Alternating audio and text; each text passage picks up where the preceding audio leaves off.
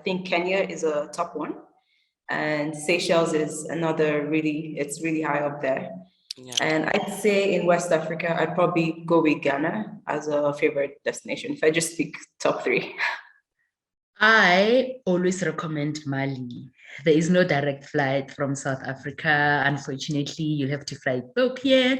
And now with COVID, I was traveling throughout the entire lockdown period.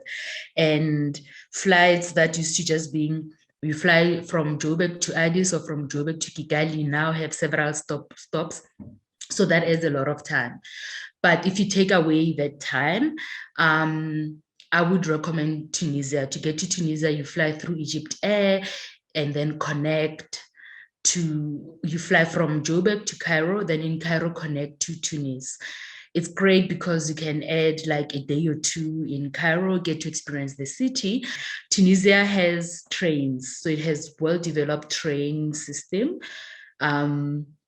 And well-developed land transport, right? So if you want to take a train, you can take a train. If you want to take a taxi, a bus, you can take a bus. If you want to fly, you can still fly. I didn't fly. I don't know how much it costs, but I know that when I was in Tunisia, I spent a month there.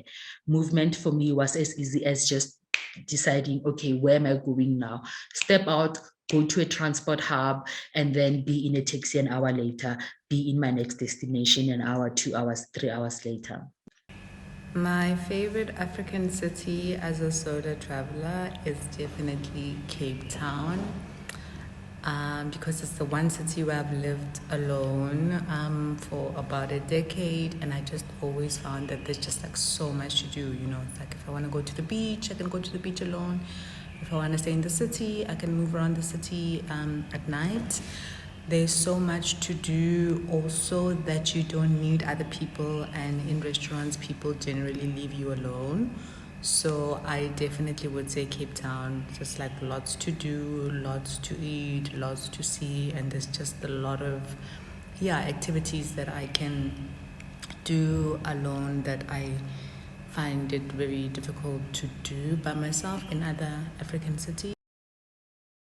So I just want to preface by saying that safety is like, I know some countries are relatively safer than others, but I think safety is also a perception thing as well.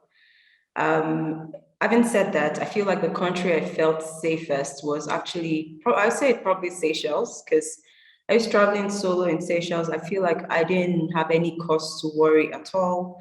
I wasn't bothered by anything or anyone. Apart from the immigration officers who, try not to let me in, but that's a different story. But in the country, just like I spent 10 days there and I had no cause for worry at all. So I'd say Seychelles is top. But again, I feel like when I travel to places, I try to overdo the safety precaution thing, especially when I travel solo. So my experience might not be the same as anybody else who might go to Seychelles. A notable drawback in terms of traveling alone as a woman on the continent is definitely safety. There tends to be people who believe that, if you are a woman of a youngish looking woman and you're traveling alone, then you must be traveling for sex work. Like I've had experiences in Namibia, for example, where men were just following us around because they just assumed that there's absolutely no way that my friend and I, two young black women, could be traveling alone.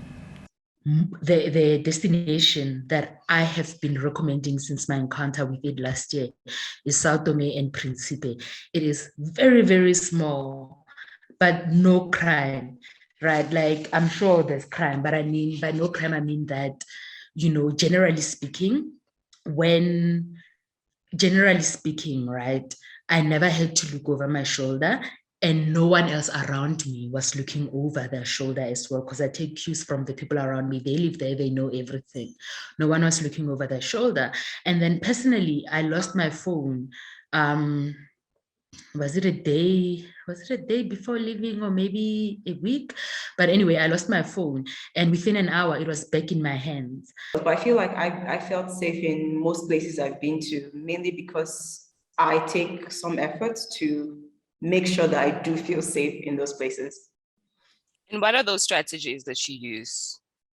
Okay, so these are just things that are personal to me, and I feel like things that apply anywhere. So, for example, as a personal choice, I do not stay out late at night when I'm solo traveling because I don't want to be walking out to a restaurant or back to my hotel in the middle of the night. And yeah, so I don't do that.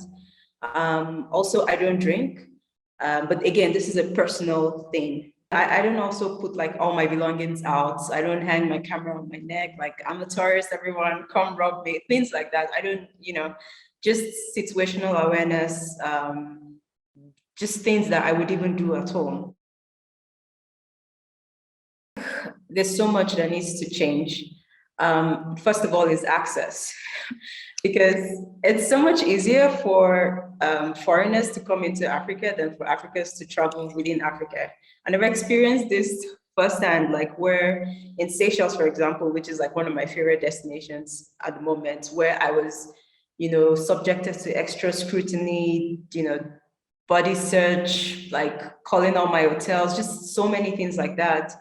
Whereas someone else would just, go through without like ease, without any difficulties. And also, like you mentioned, the cost, so ridiculous. Like, why wouldn't I just go? Like, the cost to travel 3 hours from Nairobi to Kenya was probably more than the cost to travel 6 hours to, say, Istanbul or to Paris. So why wouldn't I just do that instead? So I think we definitely need to reevaluate things, make access for Africans easier within Africa. Also, we need a lot of airlines, like low budget airlines. All these are available in other regions, but not here. So we need a lot of that. And then even within the regions, like in West Africa, it's fairly difficult to go from Nigeria to Ghana. Like, you have to go on this really long bus ride, or you have to pay a really expensive flight fare. But imagine if there were trains that just like took you there. So there's so many things we need to work on. I think another drawback also tends to be how destinations are marketed. Destinations are definitely not marketed with Africans in mind because, places tend to be really, really expensive. And, even in a country like South Africa, some areas are just not accessible for South Africans to go to. And I find that to be like a missed opportunity. It's the same in Rwanda. If you want to go walking with gorillas, it's just really obscenely unaffordable. And I think, that's a very big drawback for why people don't travel around the continent. And also flights are expensive. Besides the air connection, depending on where you're going, Africa is very easy to travel. The road infrastructure, the network, the connections are vast. In Mali, in Bamako, not even in the city center, just on the fringes, in a suburb outside of the city center where I stayed, there was transport connecting to Senegal, to Guinea, to Ivory Coast, going directly from Bamako to Lagos. And that's like, how many capital cities in between there? There's Bamako, there's Ouagadougou in Burkina Faso, there's Accra in Ghana, there's Lomé in Togo, there's Cotonou in Benin, and then finally Lagos, right? And that connection is there. And I believe things will get better now because the African Development Bank is working in partnership with several other countries, particularly Nigeria and Ivory Coast, to build a new highway that's just a direct highway